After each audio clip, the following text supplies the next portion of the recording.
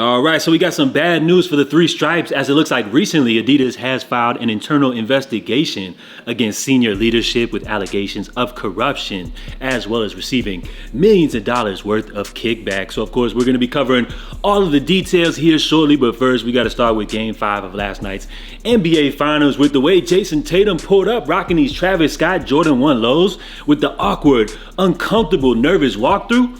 I thought Dallas was gonna pull things through, but it seems like things actually happen to end like this. We did it.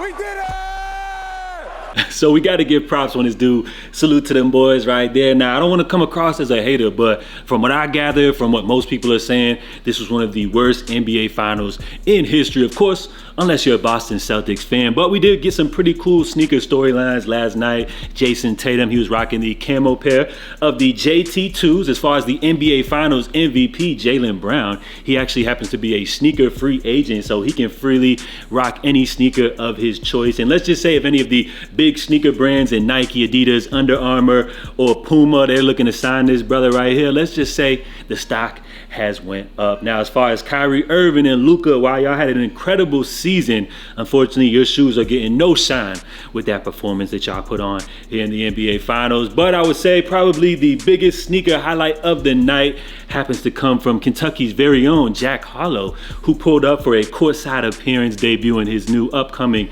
New Balance 1906R collaboration. And as y'all know, over the past couple of years or so, New Balance has definitely been making a lot of noise with their high-profile celebrity collaboration. So what do you guys think about this upcoming release right here? Let's just say that New Balance probably most definitely covered those courtside tickets with the marketing budget. All right, so let's go ahead and get into this Adidas update, where if these allegations happen to be true, we got more bad news for the Three Stripes. Now, to have a whole better understanding of this situation, you have to understand Adidas' complicated and strange relationship with China, which happens to be one of their biggest suppliers, but at the same time, sales have fallen dramatically in China between the years of 2019 and 2022, especially since the brand was hit by drawn-out lockdowns, as well as a consumer backlash against Western brands over the refusal to buy cotton from the Xinjiang region, where human rights activists say the industry involves forced labor. So Adidas isn't the only major player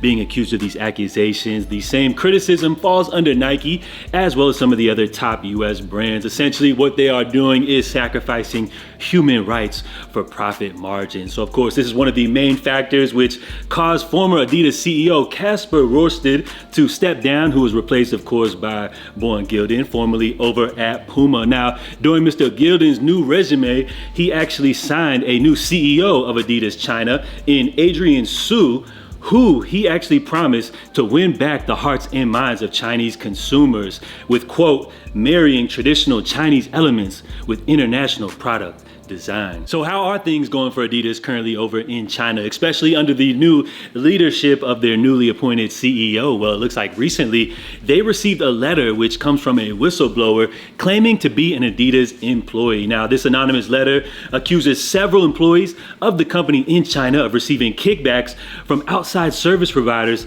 it is doing business with. Now, a senior manager from a different division also allegedly received millions of dollars in cash from suppliers and physical items such as real estate, the report said, quoting sources familiar with the investigation. It added that none of the accused individuals have been named, while the anonymous authors of the letter did not provide hard evidence for the corruption allegations. They appear to be well informed about highly sensitive and confidential internal issues, meriting a full investigation, the report said. So essentially here, what you have is a whistleblower claiming to work for Adidas. Now, Adidas apparently is taking this individual very serious due to the fact that they are aware of confidential internal information that only somebody that works for Adidas would have knowledge of. So apparently they are exposing the higher ups of Adidas China. Now, these individuals are in charge of an over $250 million marketing budget, and apparently they are being accused of taking bribes from their suppliers. So essentially the factories where Adidas produces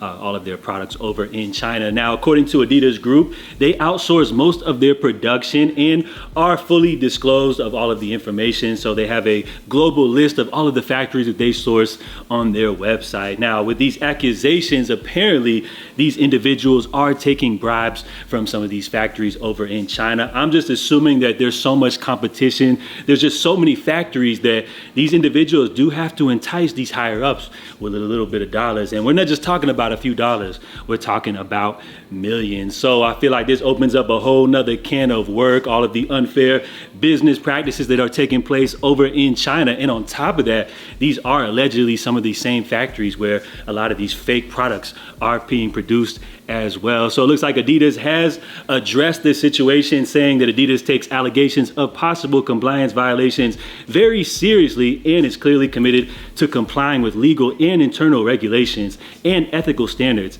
in all markets where we operate. So if all of these allegations happen to be true, I feel like this is a bad look for the Three Stripes and more bad press that I feel like they really can't afford right now. So of course, stay tuned for more updates on this developing story. But in my opinion, I feel like this is only gonna open up a bigger can of worms. So we're gonna wrap things up right here as we bounce.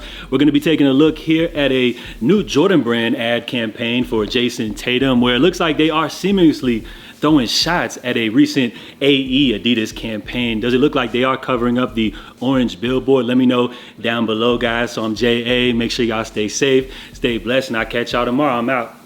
Love. Best player in the league, Jason Tatum isn't even the best player on They all got plenty to say.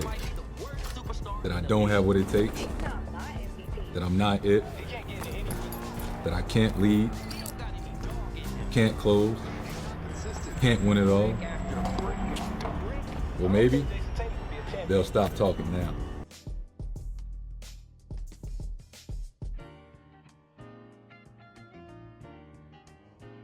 I know everybody will wonder what would happen if we didn't win.